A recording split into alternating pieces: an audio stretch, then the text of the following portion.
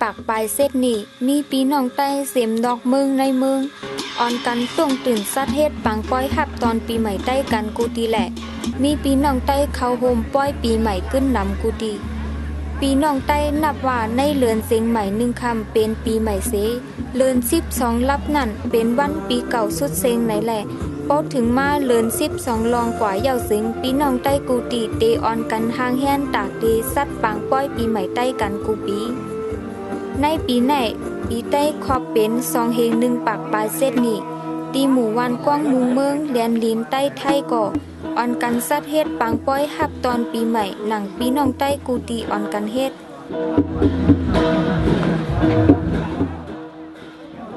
ในปีไหนปีใต้ขอบเป็น2เฮง1ปากปลายเส้นนี่ตีหมู่วันกว้างมุงเมือง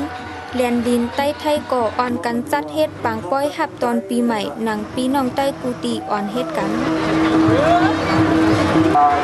เปิดซุ้มพี่น้องซื้อข้าวหอมปังไปเขาดังสิครับมานั่งสุดจูเขาเอาไปเลยปิดปังนี่เขาย้อนกับมืดไว้พี่น้องเขาเนื้อพื้นที่ในนิดหนึ่งเนื้อพื้นที่หมู่บ้านกล้องหมู่เมืองเขาได้มีพี่น้องเจ้าคือว่าเจ้าก็ตีปะโอในพี่น้องไต้อีกบ้านนั่งพี่น้องย่างหลายๆเจ้าคือครับพวกเอาหมู่จุ่มของลมในหมู่บ้านไปที่เขาตีกล้องหมู่เมืองในไหนก็มีอยู่จุ่มตับซึกเจ้าคือว่าในเนื้อตับซึกสึกใดในเนื้อตับซึกสึกคือปะโอแล้วสึกคือปะโอนะครับมีอยู่3จุ่มของนั้นที่ไหนกันเนาะคนนั้นได้แค่พี่น้องเขาค่ะพวกอะไรภาพพูดเสียในย้อนกับสิ่งต่างๆครับหมู่บ้านกว้างหมู่เมืองอยู่ตีในหลินจึงใต้เสที่จับจ้อมเหรียญหลินไทยในหมู่บ้านปีน้องหลายๆเศร้าคืออยู่โฮมกันปีน้องใต้ตีในไล่อ่อนกันสัตว์เฮ็ดปังป้อยปีใหม่มาหาปียาวกูปีแต่เตสัตว์เล็กๆอำป้อใหญ่ลงกล้วยกาในปีไหนมีป้าวงไห่ตึงโนเนมตีแก้งใหม่มนใส่ปันป้าแหล่ไล่หันก้นมาเข้าโฮมป้อยขึ้นน้ำไหว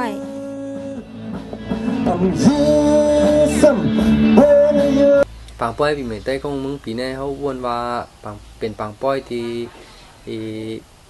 เข้มหรือเปิ้นตัวจะเขายามกะเข้าโฮมและกะมุนซื้อบันก็เพราะว่ามีพี่น้องเจ้าคือหลายเจ้าคือมาโฮมกันแล้วก็มาเป็นป้อยและเขาก็หันจมปิ้วตุ้งของหลายเจ้าคือมีในป้อยปีใหม่ใต้เขาก็วนว่าเป็นตีเตะลิลิตีตอนตาพี่น้องตีอยู่ในเมืองใต้เขาค่ะพร้อมกันไหล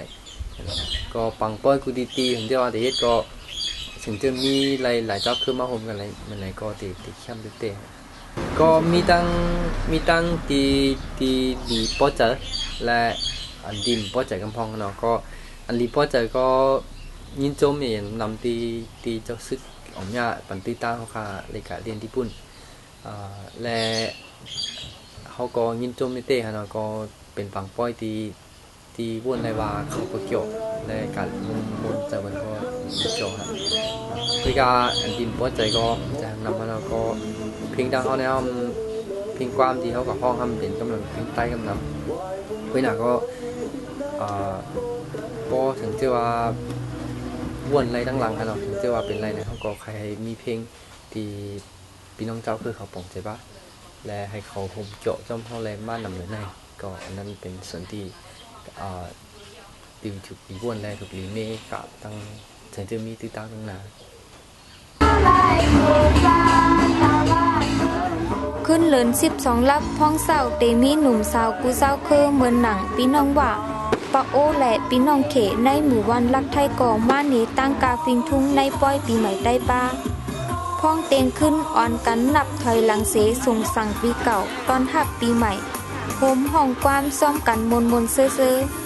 ถึงมาในวันเลือนเสียงใหม่กลางไหนนั่นมีปางเกียวเจ้าซึกอ่องเนี่ยขึ้นอ่านข้อความ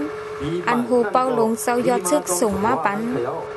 ปีใต้เฮามีเดินวันปีพับเยี่ยมมันใจลายนับอ่านปีเดินวันมันใจจะนั่นก็มีมาหังขอแน่แผ่นดินจึงใต้ก็คึกปืนลมท่ามาจื้อจับจึงใต้อันอยู่เนื้อแผ่นดินจึงใต้นั้นอยู่รวมกันไว้หลายเจ้าคือ เจอมีเจ้าคือไตคือเหลียวเว้ยกะเจ้าคือไตโหกวนมีอยู่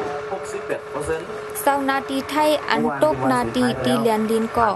เก่าลัดในปังแก้วว่ายินส้มตีไหลมีตื้อตั้งเข้าโฮมปีใหม่ใต้แหละยุ่มยำว่าตั้งสองฝั่งเตโฮมมือกันเสอยู่สร้างซ่อมกันกว่ามนเซ่อเหมือนมือป่นมาอยู่พวกเราให้กับประเทศให้กับบ้านเราให้กับพี่น้องพวกเราทุกคนก็ขอให้มีความสามัคคีรักแผ่นดินปีน้องใต้ในเมืองไทยก็อำลืมฟิงทุ่งปีใหม่ใต้เสเป็กซ้ำตกฮอดอยู่ในเมืองเปิ้นเสตะตึกอ่อนกันคัดใจสัดเฮ็ดปังป้อยปีใหม่ใต้กันกุติเมื่อหนังพี่น้องแห่งกันในเก้งใหม่ก็จัดเฮ็ดปังป้อยปีใหม่ใต้กูปีนำก็เป็นกว่าซ่อมทิ้งทุ่งใหม่ๆก็นำหนายเย้าในคันเนาะอันนี้ก็ขยันตึกโซนกับปันลูกอ่อนใต้เฮาในคันขึ้นมนเมเหมือนซึ่งว่าให้ขึ้นเฮ็ดขึ้นลองทิ้งทุ่งเก่าๆเฮาอะไรมีมาเนี่ยนะเนาะจะมือปานปูปานหมอนเฮายามเฮ็ดมาเนี่ยคันเนาะรู้สึกว่าในก็ติดขึ้นแบบปีกายค่ะน้องแล้วก็พ่อค้าก็รู้สึกว่าดีใจค่ะที่พี่น้องใต้เฮาแบ่งความสำคัญค่ะเนาะของปีใหม่ใต้เฮาค่ะในปีไหนมีผู้ห้องความอันลูกในเมืองใต้มาเหมือนหนังลาวหนุ่มหอมนั่งหลานนแทนแล้วแหล่ผู้ห้องความในเมืองไทยมามนใส่ปันปีน้องใต้อันตกอยู่ในเมืองเปิ่นให้มีลองมนใส่ในยามปีใหม่